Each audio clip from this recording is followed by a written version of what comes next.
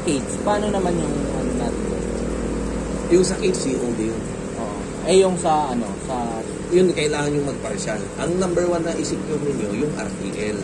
Parang yung mga subscriber natin na magpapagawa pa lang ng housing, halimbawa yung mga tipong 192, 528 heads, nasa abroad pa, pauwi na halimbawa next month, ganyan, August yung RTL natin, nagpapabook na yan. Para habang kino-construct yung RTL, may inaantay na sila na kapag natapos yung housing nila, may RTL nang nakaschedule. sir, paano yung ano doon? Yung delivery charge? Yun, titignan natin mamaya kung magkano. Para Kung Pampanga yan, siguro mga nasa 15. RTL tsaka ano yung Hindi, cage? RTL lang. Ay, yung cage, sir? Yung cage mga nasa 8. Yung sa RTL kasi, palaging mas mataas yung delivery niyan. Kasi kapag may nadisgrasya, sila yung magbabayad.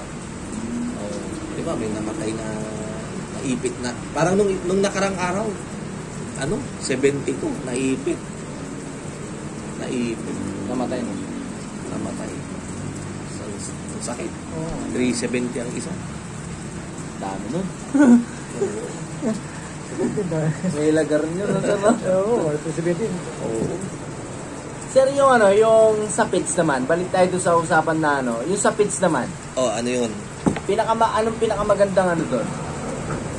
Di ba may, ano doon, sir may mga brand na ano yun Mga iba, New Hope, yung mga nakikita ko, New Hope. Oo. Ano yan? Hindi ko pa sila nasubukan, pero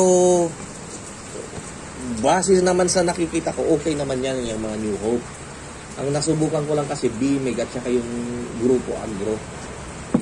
Grupo Agro. Kaya lang si Grupo Agro, minimum na i-deliver niya 100. Pero pag nag-stock ka ng pits, sir, hindi naman ninahamag yan sa bodega? Mag-stock kayo, ano lang yung Pang 1 week? pang 1 week lang. Every week na lang, no? Weekly ang delivery. Para laging bago. Oo. 1.6 pala yung BMEG, no? Ano yun, sir? Depende sa lugar eh. Yun yung Integra? Hindi, ano siya, layer 1. Layer 1. Pure blend. Ayun pa, sir. Pag halimbawa tumatanda yung manok, hindi Pareho na tayo. straight na lang. Straight na. Meron tayong kasi yung layer 2. Pero hindi ko ginagamit eh. Ewan ko lang Anong pinagkaiba nun? Nung gumamit kasi ako nun, bumagsak yung production ko lalo. Kaya parang nadala ako. Mas mura lang naman yun ng mga 30 pesos ata. So, kung babagsak ka naman ng mga 5 trade, ang sakit 1,000 na yun. 1,000. Hindi na ako nagpapalit, diretso na layer 1. Hanggang matapos na. No? Oo.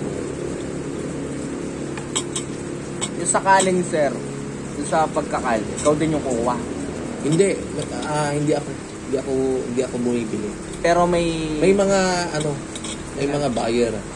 Tsaka ang gawin ninyo, huwag nyo siyang yung ikal ng diretso. Minsan kasi pag halimbawa kapos na, di ba yung kwento ko kanina? Oo. Halimbawa, hindi na lumilitaw yung panggas. Oo. Ang gawin ninyo, mag-selective culling muna kayo. Kung di nyo pa naman kailangan, kung wala pa kayong pang-load na panibago. Selective culling, kapain nyo yung puwetan niya, kung sino yung sarado yung sipit-sipitan, understood, yun yung hindi nangingitlog. Kasi ang manok na may dumadan pang itlog dyan, nakabuka yan, di ba? Kapag sarado na, wala na. Yun. So, alisin yun. Kapain mo isa-isa, no, sir? Oo, isa-isa. Ngayon, tapos may displayhan ka dyan, so, di for sale. Ganyan. Benta mo ng 150, mas mahal pa yun.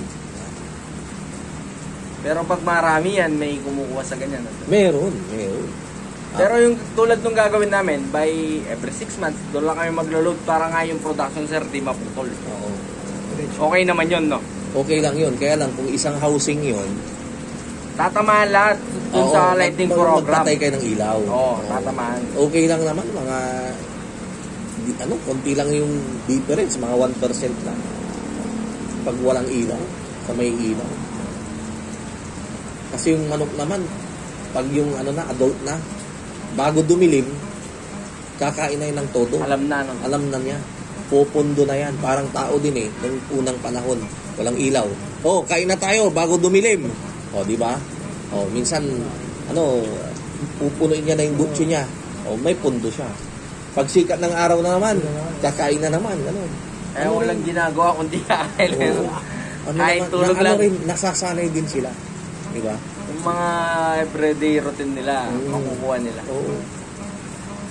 Parang tao din yan, di ba? Minsan pag nagigising ka ng alas 3, daily na yan kahit walang alarm di ba?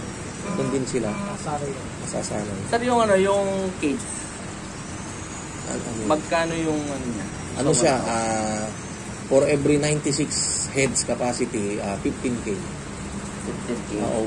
Yung sa inyo, hindi naman pwedeng isaradong 1,000, heads. 1008 dapat. So, yan? Ang halaga nun, 157,500. Pwera delivery. Pwera delivery, plus 8K. Pag Pampanga. 7,500. Tapos 1,000 heads na 370. No?